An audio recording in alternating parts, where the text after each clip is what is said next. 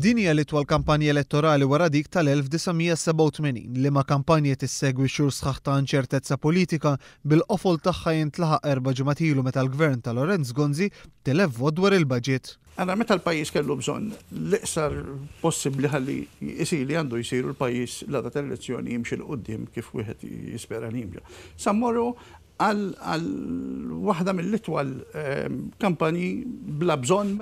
Il-Kostituzzjoni tagħti l-poter lill-Prim Ministru biex fl-interess tal-pajjiż jażel huwa d-data tal-elezzjoni ġenerali, iżda l-opinjonista l-Avukat Austin Sammut jgħid li Lorenz Gonzi qis ukoll l-interessi tal-partit. Ir-raġuni li semma ġifieri naqbel miegħu fis-sens ta' għaliex it-tul u l-iskop tat-tul huwa wieħed ta' gvern u wieħed ta' partit.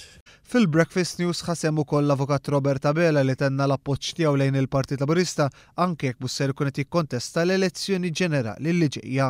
Ġifieri l-fatt li m'iniex kandidat ma jfisser xejn, jiena qiegħed hawnhekk kommess li nagħti s-servizz tiegħi lill-Partit Laburista għaliex nemmen illi l-Partit Laburista jista' jwassal għal futur aħjar għall pajjiż tagħna. L-ekonomist Alfred Mifsud tkellem dwar il-kwalitajiet tajba ta' Joseph Muscat bħala mmexxej tal-Partit Laburista.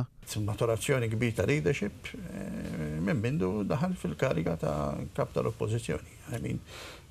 Jiena ma kienx il-favorit tiegħi biex isir leader tal-Partit Laburista, però I was pleasantly surprised li fil-pożizzjoni kultant ikollok ċerti nies li ma tistax tiġġudikhom qabel ma jkunu fil-pożizzjoni. Min-naħa tiegħu il-President tal-Partit Laburista Dr. Stefan Zrinzot Soppardi qal li l-slogan tal-Partit Laburista Malta tagħna l-koll u offrot il-ħidma li saret fl-aħħar xhur u snin.